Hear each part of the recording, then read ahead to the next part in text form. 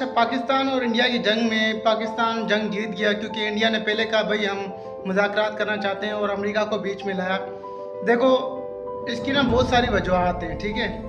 सबसे बड़ी वजूहत मैं आपको ये बता देता हूँ कि देखो, इंडिया को जब हराया गया है ना, उससे ये मतलब ज़ाहिर नहीं होता है कि आप लोगों ने दूसरे मुल्कों को भी हराया है। रशिया का फाइटर जेट हो गया, S-400 हो गया रशिया का, फ्रांस का फाइटर जेट हो गया, इसराइल के ड्रोन हो गए, ये सब अपनी जगह है। लेकिन मैं आपको ये बताना चाहता हूँ कि जब ये पीछे हटा, इनकी ना वजह पीछे से बहुत ज़्यादा बैकवर्ड है। किसी ने भी इंडिया का साथ नहीं दिया।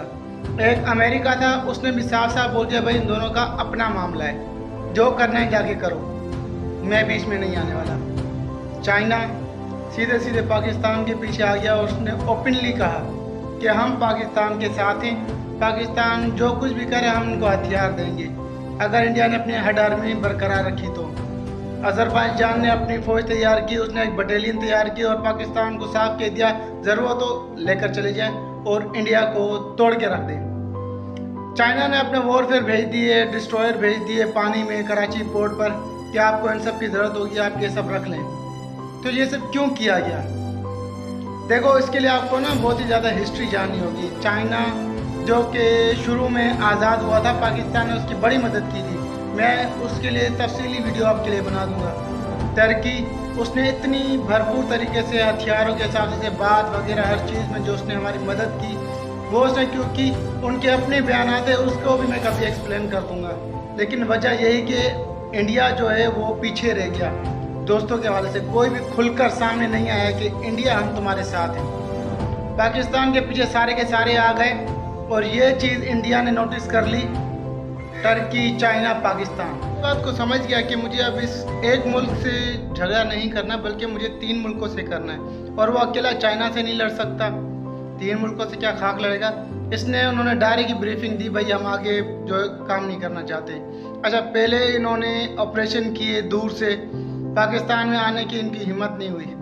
दूर से राफेल के जो मिसाइल होते हैं वो उन्होंने दागे दूर से। उनको लगा कि भाई ये JF-17 थंडर ब्लॉक 3 160 किलोमीटर तक अंदर तक ये रेडार इनका काम करता है। हम लोग 250-300 किलोमीटर दूर जाके वहाँ से मारेंगे, इनको पता ही नहीं चलेगा, हम इनकी तरफ आएंगे ही नहीं, हमारे जहाज गिरेंगे नहीं। पाकिस्तान ने इससे अच्छा काम कर दिया कि अपने जो दूसरे अच्छे जो जहाज़ थे जो सिर्फ रेडार वाले होते वो वहाँ पर लेकर गया।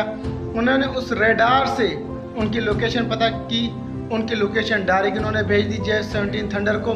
उन्होंने इस लोकेशन के हिसाब से जो चाइना से मिसाइल मिली हुई थी, ये LP-15 जो नाम है इसका, अब यहाँ से इन्होंने फायर कर दी उस लोकेशन के हिसाब से। तो सीधे जाके उनका राफेल गिरा, जिसकी वजह से अभी भी फ्रांस वगैरह सारे सर पकड़ के बैठेंगे, इनके शेयर्स गिर गए। और चाइना हंस रहा था कि हमारे जो JF-17 थंडर ब्लॉक 3 इनके शेयर्स बढ़ गए। उनके तकरीबन 6 पॉइंट के आसपास जो है वो शेयर्स गिरे अकॉर्डिंग टू AI। और जो राफेल है उसके बता रहे 16 से 23% जो है वो शेयर्स बढ़े हैं।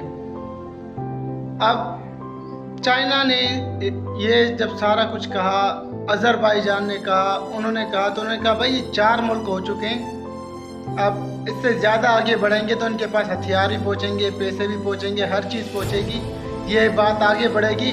और पाकिस्तान की फ़ौज हर दिमाग है, कहीं ये सच में न्यूक्लियर वेपन ना कर दें, इतना बड़ा हमला कोई सह ही नहीं सकता। तो इसीलिए इन्होंने कहा भाई बैकफुट पे भाग जाओ, छोड़ो, हमने सोचा इनको मारेंगे, ये रोएंगे, ऐसा हुआ नहीं।